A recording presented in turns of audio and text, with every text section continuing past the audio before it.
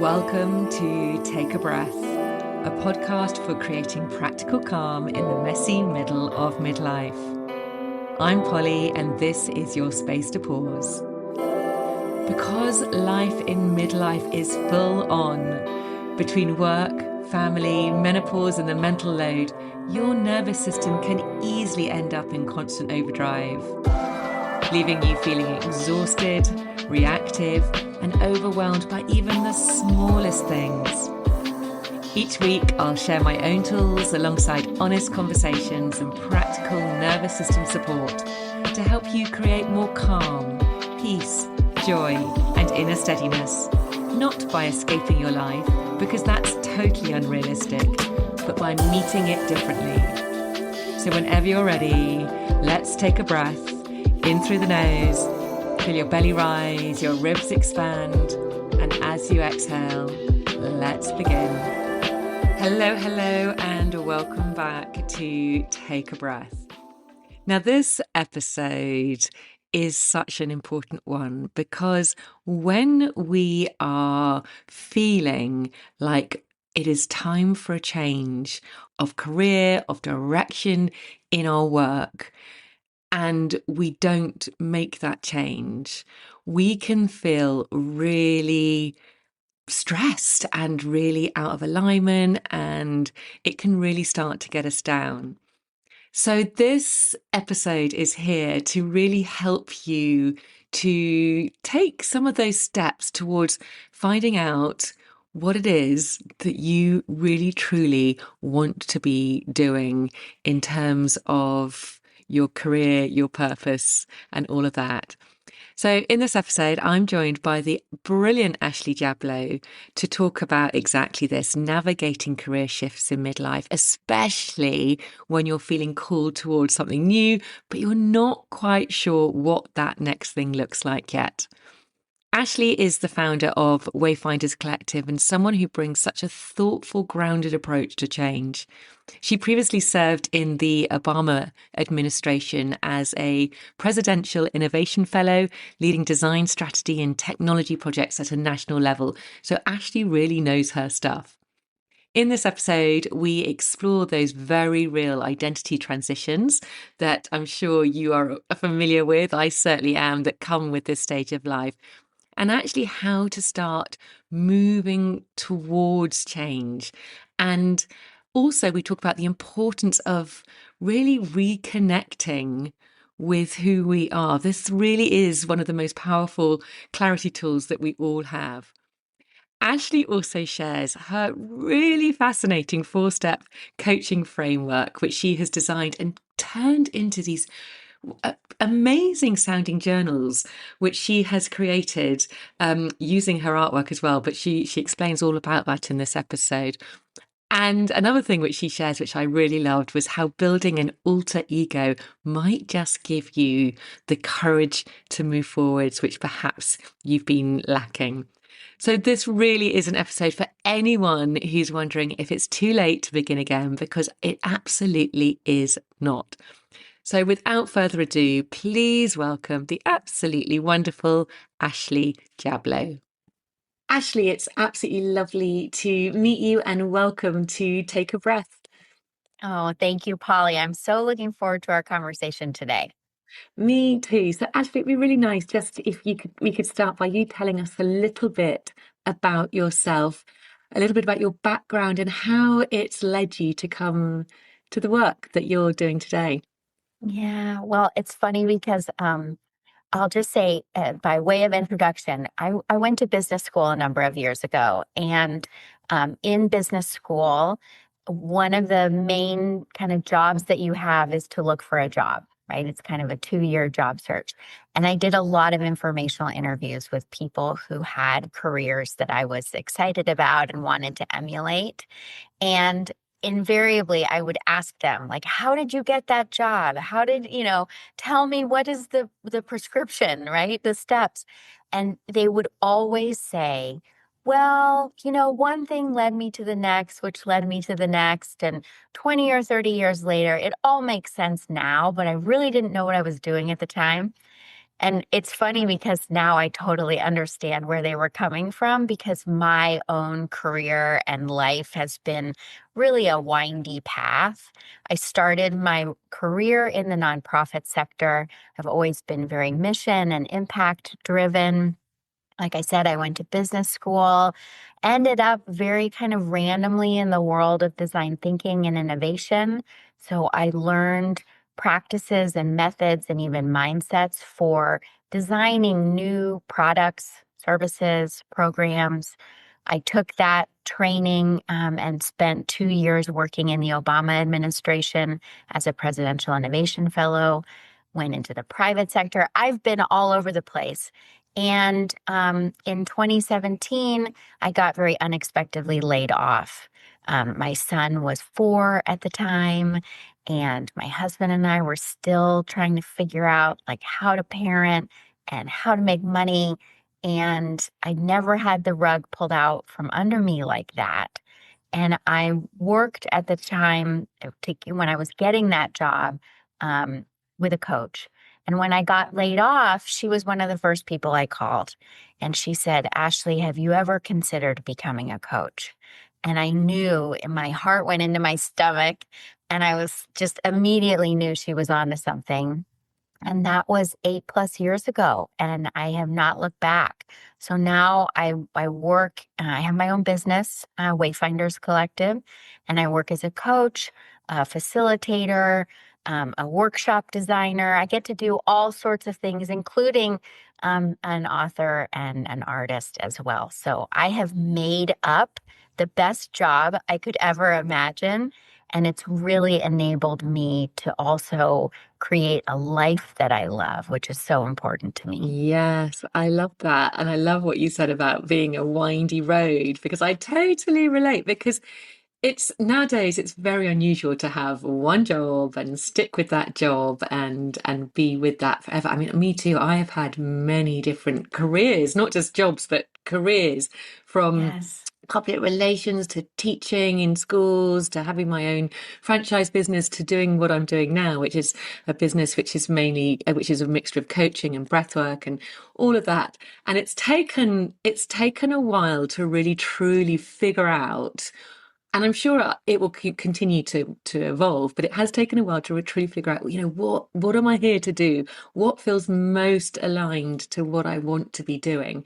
And maybe I could have gone down many different pathways, but I've landed here and I'm super happy because I absolutely love it. And I'm very mindful, and what I'd love to do with this conversation is really talk about how we can help others who are at the moment, particularly in midlife, feeling really confused about what they want to do, because I know and I hear all the time from women they're either at the top of their career doing something and being very good at it, but actually have realized I'm done with this. There's got to be more, and I need to change the direction of this and do something which actually makes me feel really good and is purposeful and all of that. And then you get the other people who have dedicated their life to caring for others, for doing part-time jobs to fit in with the family, or, just doing all the bits and pieces to make it work. And actually are desperate to get back to doing something for them, which they love and to make money and all the things, but don't know where to go. Where do we start with all of this? If someone is just kind of like, I need to find my thing, where do we start? Yeah. Oh, I'm smiling because I know this so well. I know it so well in my own story and also with all of the women that I support as a coach. So, so many things come to mind. Okay. There are methods. There is a process, and I would be very happy to walk everyone through the process. But before we even get to the steps, very similar to when I was doing those informational interviews, and I say, just give me the plan, right? Mhm. Before we can even get to the plan, I think there are a few mindset and even perspective shifts that I would really encourage people to take. The first, I think, is, and this is sort of a tough pill to swallow, but this kind of life change takes a long time.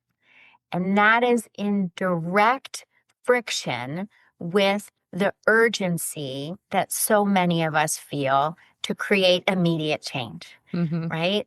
But ripping off the Band-Aid like that, like I talk with clients a lot about, you may want to storm into your boss's office and rage quit on a Tuesday afternoon because you just can't take it anymore. But that kind of drastic action is not good for our bank account often. It's not good for our nervous system, our sense of safety, right?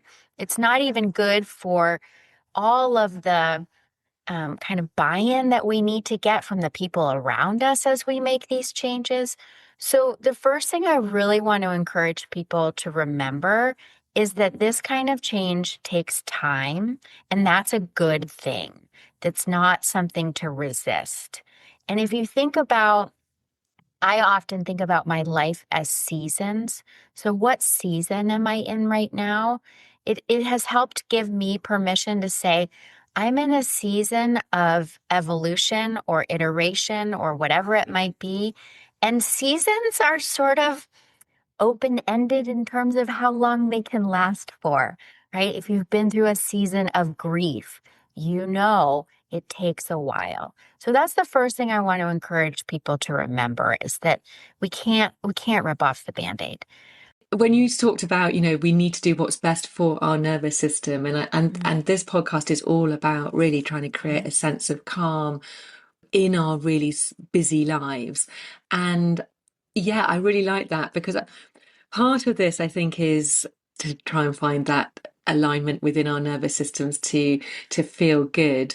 But actually, what you said was really interesting. We need to take it slow. We need to go through a process again, just to help us settle into this without all that kind of real extra additional stress and tension as Yeah. well. So I thought that was really interesting. Yeah. Yes, I had a feeling we might be kindred spirits in that way, Polly. Yes. I mean, I think it's really important, and especially for anyone who would identify as an ambitious high achiever, right? We're not used to taking things slow. It feels very uncomfortable to take things slow. And that's just a practice of getting used to the discomfort of baby steps. Right. Yeah. Okay. And that actually it segues into the Mhm. next and I think really complementary kind of perspective to take. I so it's funny. I am a recovering perfectionist. I didn't want to raise my hand in class if I didn't think I could get the right answer.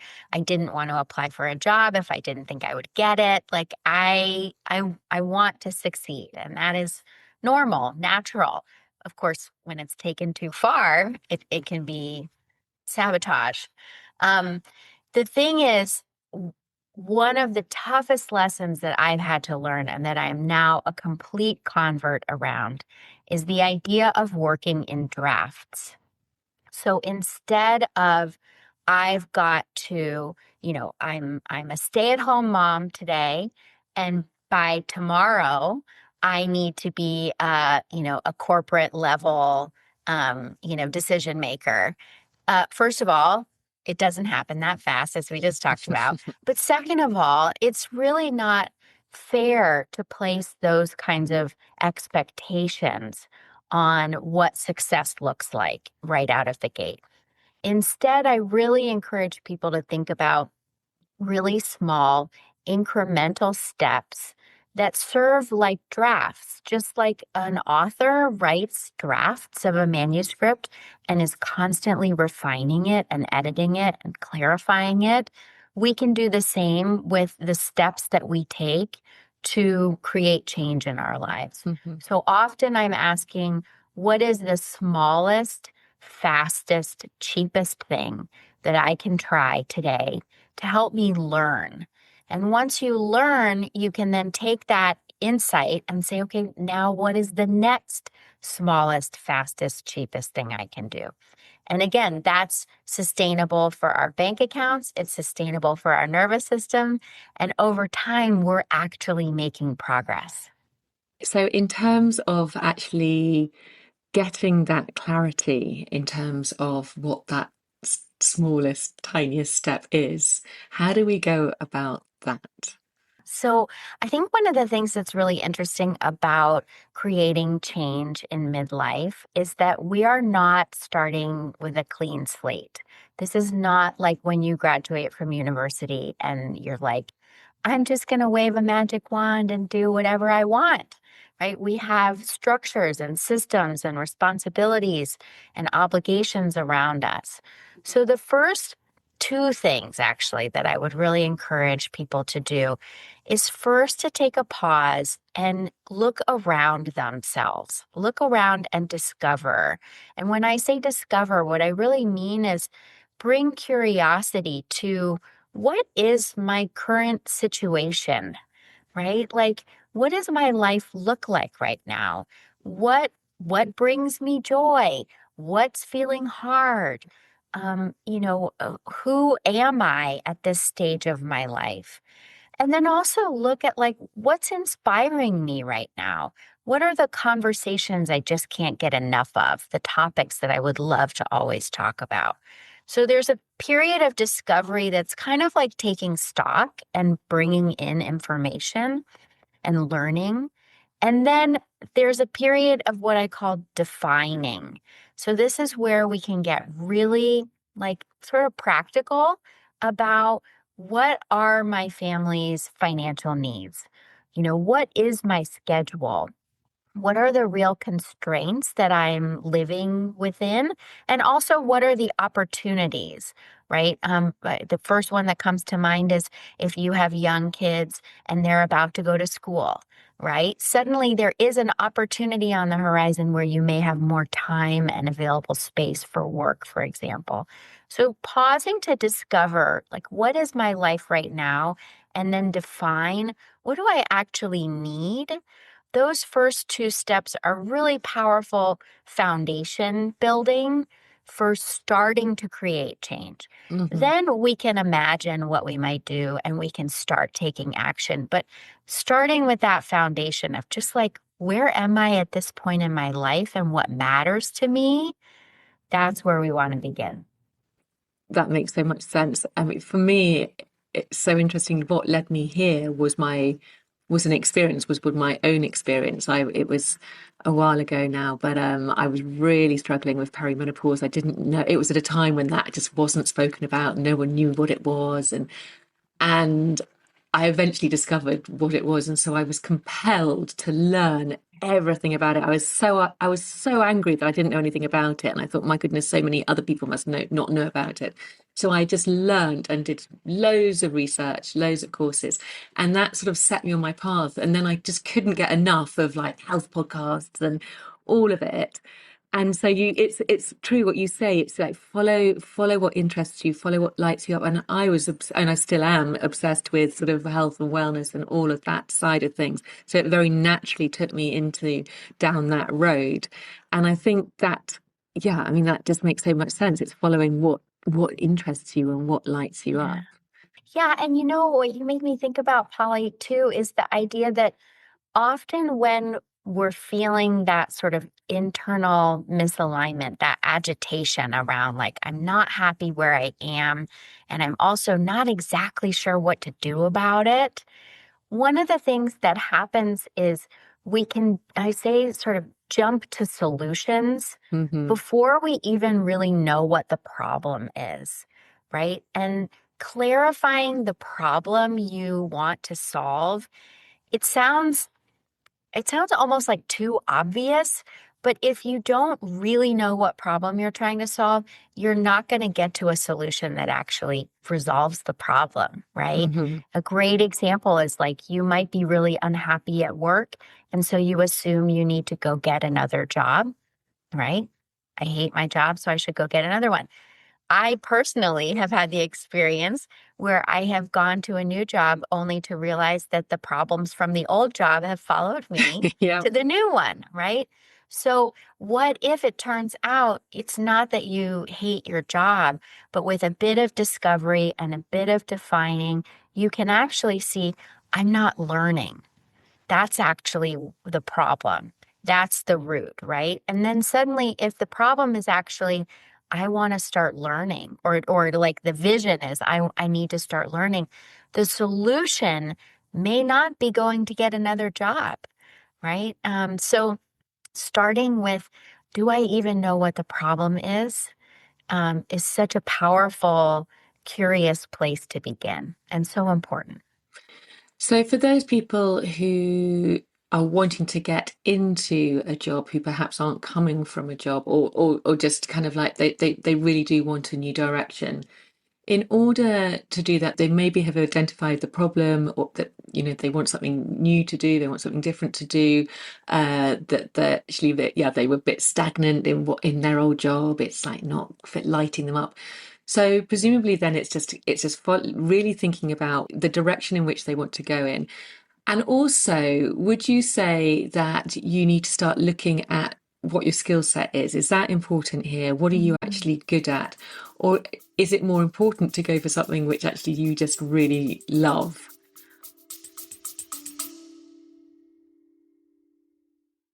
I will only ever recommend brands that I know, love, and use myself.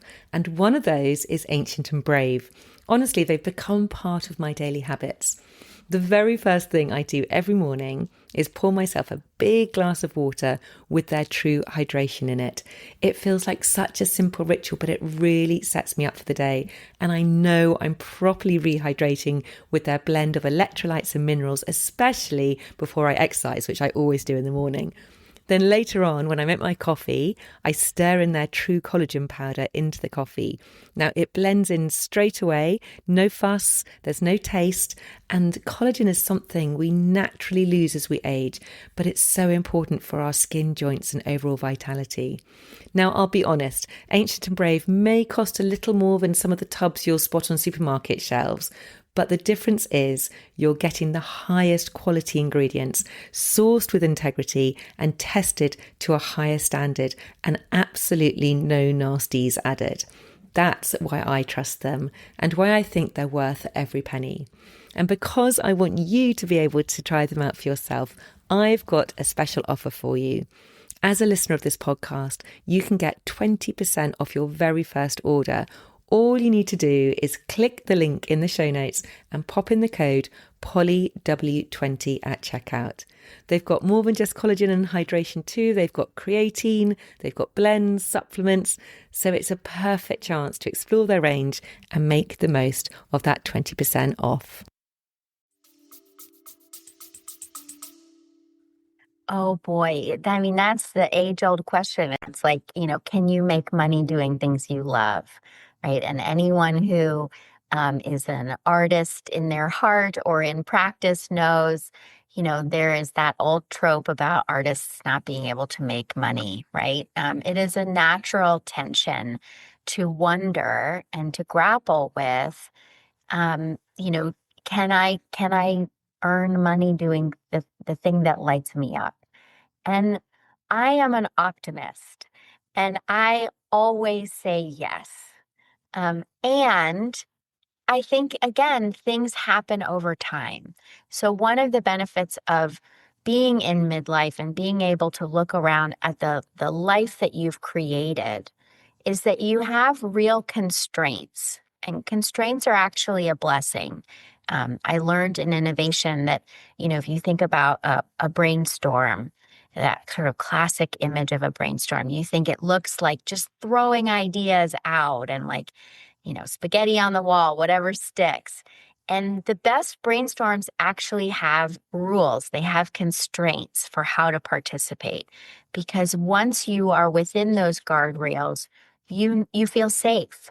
You know what's in and what's out, right? And constraints in our lives work the exact same way.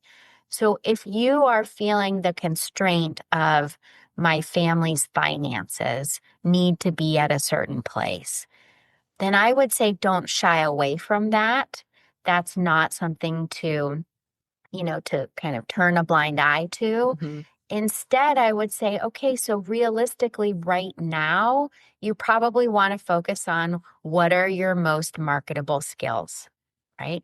Over time, we want to move you more towards what you love to do. And hopefully, there is that Venn diagram of what you're really great at and what you love to do. But again, taking that long term view you likely have pressing needs that you and your family need to solve for. So solve for them. Allow yourself to resolve that tension or that friction. And over time, move yourself in the direction of a little bit more of what you love, a little bit more of what you love. I'd love to talk about alignment here because I do think this Mm. is such a big part of it. And I think, particularly at midlife, a lot of women lose a sense of themselves. They're a little bit disconnected from themselves. They lose a little bit of confidence. Aging is not marketed well, as we know. So, becoming the version of yourself who actually can go and do something which you really, really love and are very capable of. What do you say to that in terms of what steps, what skills, what actions can we take to become that version who is authentically following their true alignment? Oh gosh. Okay, so let's just acknowledge if I had the one crystal clear answer to this, I would be very wealthy. We'll just put it that way. A couple things come to mind. So one, like a very quick story. Um, as I said, I think I'm a mother. My path to motherhood has, or to sort of growing into myself as a mother, has also been very windy. And when my son was younger, he was really into dinosaurs. And there is a natural history museum in the next state over. And it's probably a 4-hour drive. And when he was maybe 6 or 7, we decided we're going to hop in the car and we're going to go to this natural history museum. And I was super anxious in the car the whole time, just me and him, like just mommy and kiddo in the car. And I had in my head this replaying of, where am I going to park? Is the museum going to be open? What happens if he has a meltdown? What happens if we can't find lunch? Like all of the questions, right? And I pulled over at a rest stop. And as I was walking back to the car, the question that popped into my head was, why wouldn't I trust myself? Just like out of the blue. Why wouldn't I trust myself? To be able to find parking, to be able to find the cafe, to handle a meltdown, whatever it might be. Why wouldn't I trust myself? I was the best positioned adult in the room, so to speak. Like, why did I doubt that I couldn't handle it? And that question has stayed with me over a number of years. And it's like practical. There are times when I think about what's the fastest, best way to get from point A to point B, right? But it's also almost spiritual, right? Like, why wouldn't I believe that I know what's best for me? That I have the solution within me already. Why wouldn't I allow myself to explore that? So that's something I would just offer to people, is to start paying attention to the places where you realize you're not trusting yourself. I think the work of designing your life at any stage, but particularly in your 40s, 50s, and beyond, is it requires a lot of bravery. And if you're going to be brave, you need to know that you're on your own side, right? You need to know that you are staying with yourself. It gives me goosebumps, actually, right? And so that would be the first line of inquiry I'd offer people, is notice where you are doubting yourself and instead ask, why wouldn't I choose to trust myself in this moment? Yes. Yeah, and often it's only when we get quiet, we stop for a moment, we pause away from the busyness and we actually come back to ourselves and give ourselves a little bit of space, a little bit of time, that we can really start to listen to what we actually really want, isn't it? Yeah. Because so often we're just doing, doing, doing. We're so busy going through all the roles, wearing a million different hats. And so we just don't know. We do what we think we should be doing rather than actually what we really generally want. But often we don't know what we want because we're not giving ourselves any space to work that out. And also, I mean, from my own experience, I have had to just have courage and try things out. And they're all, and at the time, it might still feel a little bit clunky and a little bit scratchy and not quite right. But actually, when I look back now, I can see that each of the things I tried, which weren't perhaps the right path at the time, but they were all really important stepping stones to get to where I am now and have taken me on the right path. So it's trusting again, isn't it? That each point isn't, it might not be the right thing at the moment at that time, but it's going to lead you somewhere. You Yeah. don't know unless you try. And often those, what you might call a failure, is actually just feedback and just giving you that information of what you don't want so that you can figure out what you do want. Absolutely. Absolutely.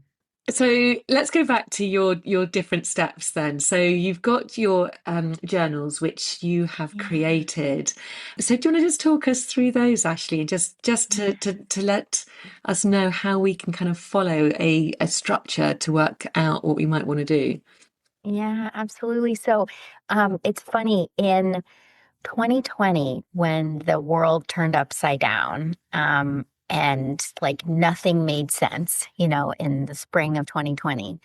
Um, the only thing that seemed to make sense to me was to pick up my paintbrush. I am not an artist. I mean, I've grown into my identity as an artist now, but for most of my life, I've considered myself a creative person, but not an artist. So to pick up paint supplies in like the beginning of COVID was sort of an unnatural step for me, but I did it anyway. And I ended up creating a set of 100 watercolor postcards, and I created the project, I named it 100 Days of Designing My Life. And it is a series of um, methods and mindsets and even like visual metaphors and quotes to describe the experience of designing your life. And once I mean, it's funny, I had committed to doing 100 pieces of art in 100 days. In the end, it took me 2 years to finish the project because, again, things take time. And then it took another couple of years of sitting with this big stack of watercolors and just kind of being open to what am I going to do with them? I mean, I felt like I needed to complete the project in some way. And in 2024, I finally, I sat with, is it a card deck? Is it a calendar? Is it just like something I hold close to my heart and put it away? And in the end, what I decided was to create a set of 4 guided reflection journals, each one focused on leading people through the process of designing their life. And both like practically steps and experiments and things to try, but also to our conversation about tuning in and pausing and starting to practice trusting ourselves. I love the practice of reflection. I think it is one of our most underused superpowers. And so a lot of the journals also support your personal quiet and your personal introspection.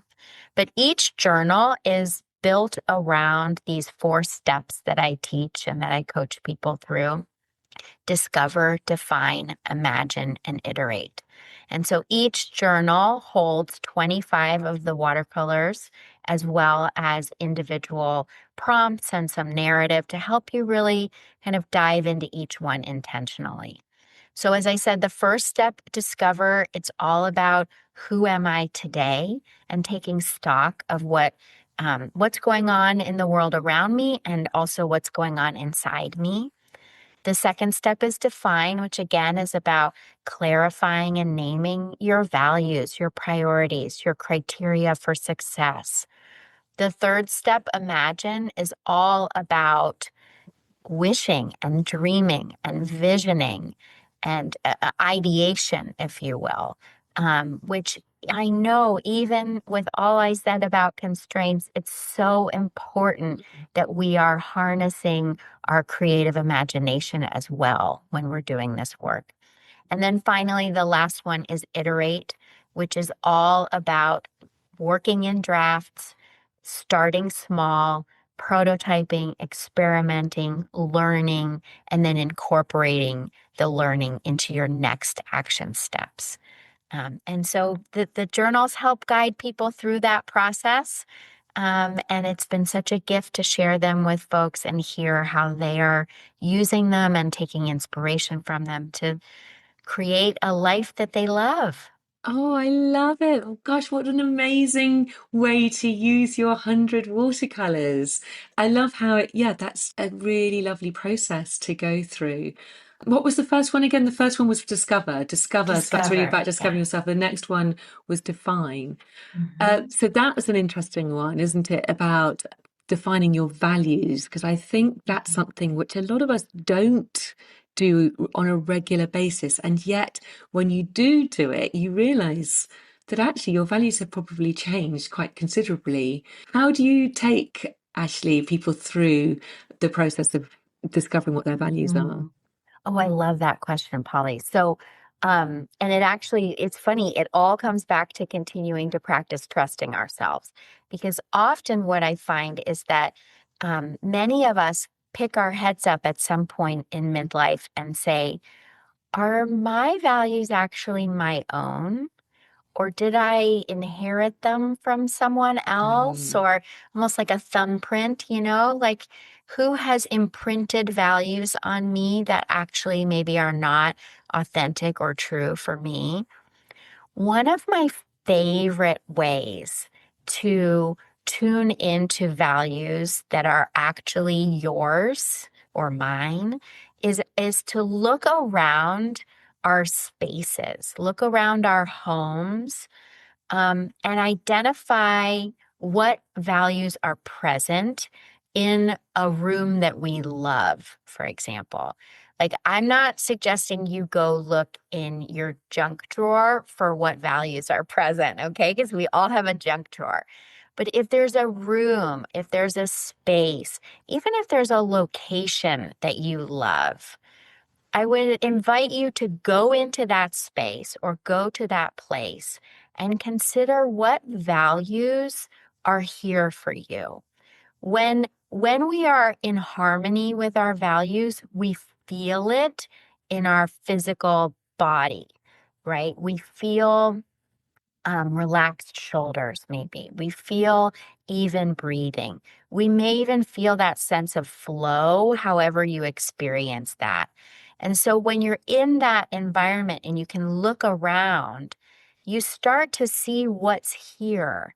Like, I use my backdrop quite a bit as examples for this because this office that I am in, this is a room that fuels my creativity and that I really do feel in flow when I'm in this space, right? I have art from my son that he made a long time ago. I actually have art from my mom, right? So, right out of the gate, family is a value. Beauty is a value. Maybe even the light coming through my window could be a value, right? So I would really encourage people, you don't have to look at a long list of words and say, oh, I value success, right? Notice when you feel aligned and get curious about what words describe that alignment, and those are your values. For me, one of my biggest ones is enthusiasm, because if I'm enthusiasm, I can get very enthusiastic about things, and I know that's always like, oh, that's such a good sign because that means yes, I'm Oh, I'm I in love that. alignment. So yeah, it's all good. But one thing I was going to ask you actually was confidence. Because this is a big one, and I think particularly for this audience, we lose confidence.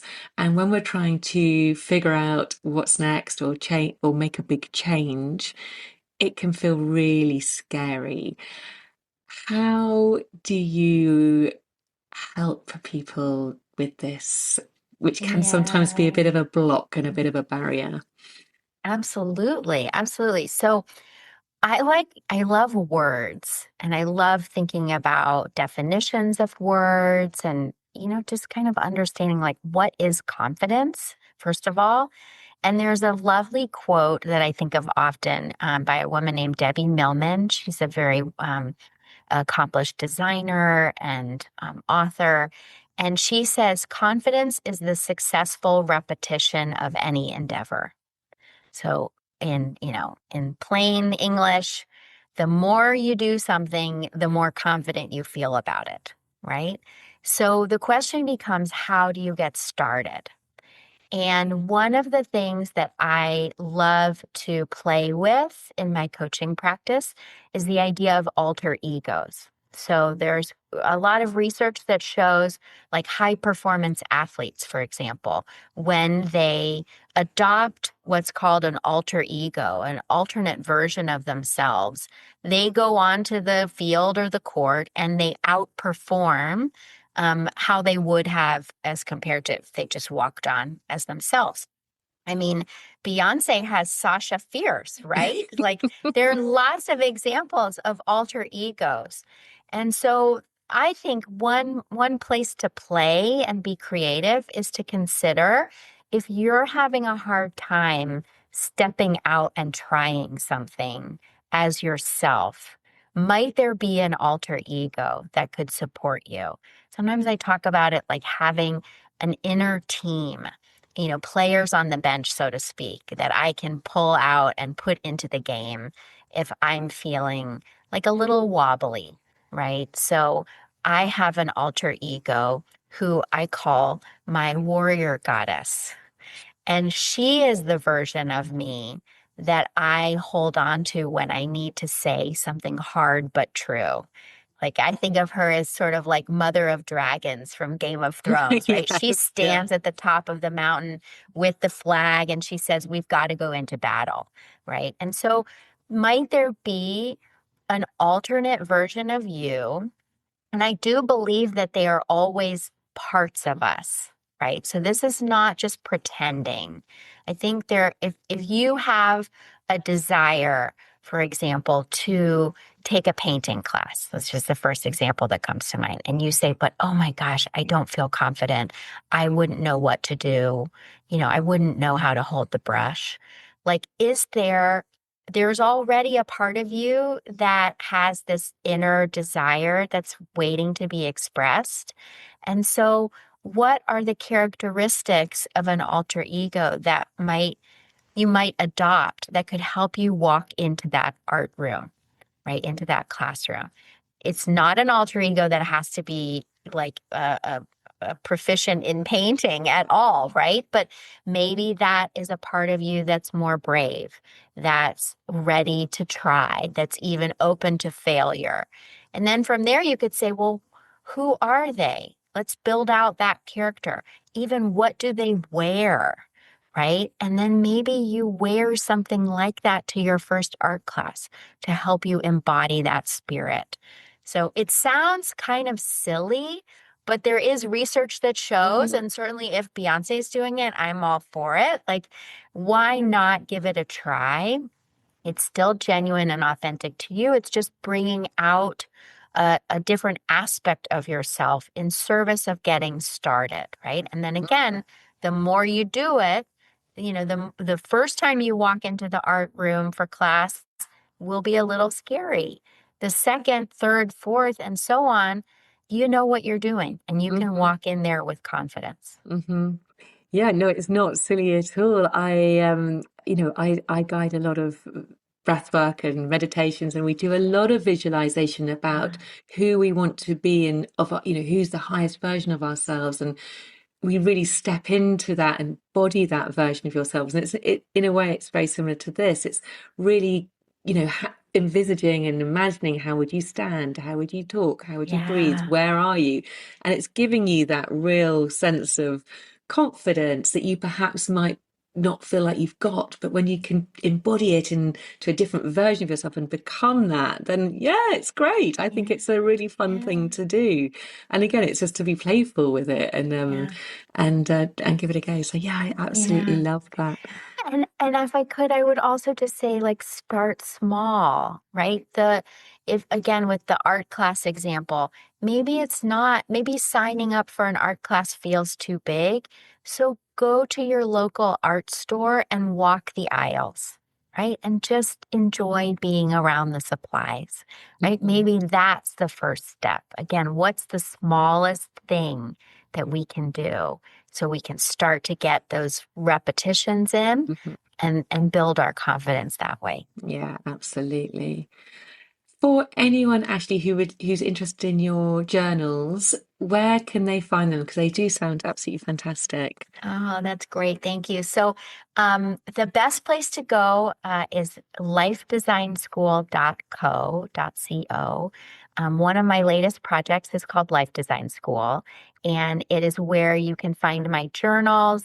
You can find a number of on-demand workshops as well, including one called the Clarity Kit that helps people define the problem that they're trying to solve. So all of that is at lifedesignschool.co. Great, perfect. I'll put that in the show notes. Ashley, thank you so much. It's been so lovely talking to you, and I'm really sure that anybody listening who's feeling a little confused, a little stuck about their next direction, their next step, is going to get a little bit of clarity from this and or knows where to go now to get some. So thank you so much. It's been really lovely. Thank you, Polly. I'm so grateful for our time together today. Before you go, just to let you know that you'll find a selection of gentle, practical offers at really accessible prices over on my website. They're all designed to support your everyday breathing, to ease anxiety, and help you build a more resilient, flexible nervous system so you can feel calmer and bring a little more steadiness into your daily life. Everything I share is designed to meet you where you are and to fit into real busy lives. Just go to pollywarren.com and click on the resource library. If you'd like to stay connected between episodes, you can also find me over on Instagram at Polly Warren Coaching. This is where I share simple reminders and tools and reflections to help you come back to calm throughout the week. And if you're enjoying Take a Breath, it would mean so much if you could take a moment to rate, review, and subscribe to the podcast. It really does help this podcast reach more women who might need a little space to breathe too. Thank you so much for being here and for taking this time for yourself. And remember, sometimes all you need to do is take a breath.